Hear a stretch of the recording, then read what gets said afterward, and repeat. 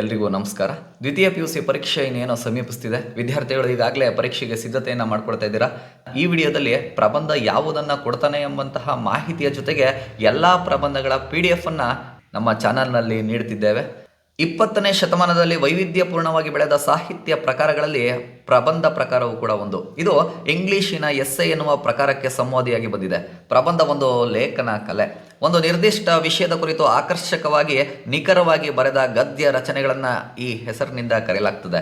ಪ್ರಬಂಧದ ಲಕ್ಷಣಗಳು ಖಚಿತವಾದ ವಿಷಯ ಜ್ಞಾನ, ನಿರೂಪಣೆಯಲ್ಲಿ ಸ್ಪಷ್ಟತೆ, ಆಕರ್ಷಕ ಶೈಲಿ ಇವೆಲ್ಲ ಇದ್ದಾಗ ಉತ್ತಮ ಪ್ರಬಂಧ ರೂಪುಗೊಳ್ಳುತ್ತದೆ. ಈ ಪ್ರಬಂಧವನ್ನು ಪೀಠಿಕೆ, ವಿಷಯ ನಿರೂಪಣೆ, ಉಪಸಂಹಾರ ಎಂಬಂತಹ 3 ಹಂತಗಳಲ್ಲಿ ಬರೀಬೇಕು. ಮೊದಲ ಹಂತದಲ್ಲಿ ವಿಷಯದ ಮಹತ್ವವನ್ನು ಸಂಕ್ಷಿಪ್ತವಾಗಿ ಒತ್ತಿ ಹೇಳಿ. ಎರಡನೇ ಹಂತದಲ್ಲಿ ಪೂರಕ ಸಾಮಗ್ರಿಗಳ ಮೂಲಕ ಅಂದರೆ ಸಾಕಷ್ಟು ಉದಾಹರಣೆ, ಅಭಿಪ್ರಾಯಗಳನ್ನು ತರ್ಕಬದ್ಧವಾಗಿ ಮಂಡಿಸುವ ಮೂಲಕ ವಿಷಯವನ್ನು ಪ್ರತಿಪಾದಿಸಿ. ಕೊನೆಯ ಹಂತ ಒಟ್ಟು ಸಾರವನ್ನು ಅಂದರೆ ತಮ್ಮ ಪ್ರಬಂಧದ ಒಟ್ಟು ಸಾರವನ್ನು ಗಮನದಲ್ಲಿಟ್ಟುಕೊಂಡು ಸೂಕ್ತವಾದ ಗಾದೆ ಮಾತು, ಸೂಕ್ತಿ ಅಥವಾ ಪ್ರಶ್ನೆಗಳ ಮೂಲಕ ಮುಕ್ತಾಯಗೊಳಿಸುವ ಅರಿವನ್ನು ತಾವು ಬೆಳೆಸ್ಕೊಳ್ಳಿ. ನೆನ್ಪಿಟ್ಕೊಳ್ಳಿ, ಪ್ರಬಂಧ 4 ಅಂಕಗಳಿರ್ತದೆ. ಪೀಠಿಕೆ, ವಿಷಯ ನಿರೂಪಣೆ, ಉಪಸಂಹಾರ ಎಂಬಂತಹ 3 ಹಂತಗಳಲ್ಲಿ ಬರೀರಿ. ಈ ಅಂಶಗಳನ್ನು ಗಮನದಲ್ಲಿಟ್ಕೊಳ್ಳಿ. ಈ ಮುಂದೆ ಕೆಲವು ಪ್ರಬಂಧಗಳನ್ನು ನೀಡಿರ್ತೇನೆ, ಅದನ್ನು ಗಮನದಲ್ಲಿಟ್ಕೊಳ್ಳಿ. ಪೂರ್ಣ ಪ್ರಬಂಧಗಳಿಗೆ ನಮ್ಮ ಚಾನಲ್ನ ಡಿಸ್ಕ್ರಿಪ್ಷನಲ್ಲಿ PDF ಲಿಂಕನ್ನು ಹಾಕಿರ್ತೀನಿ, ಅದನ್ನು ಸದುಪಯೋಗಪಡಿಸ್ಕೊಳ್ಳಿ.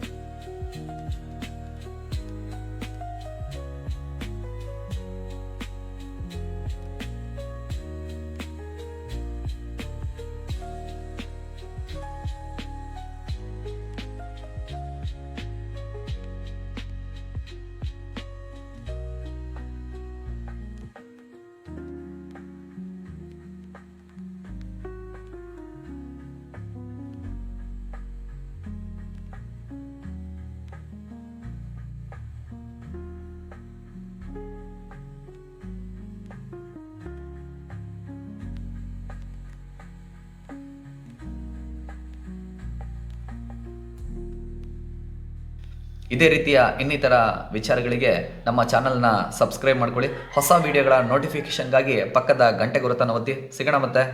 ನಮಸ್ಕಾರ.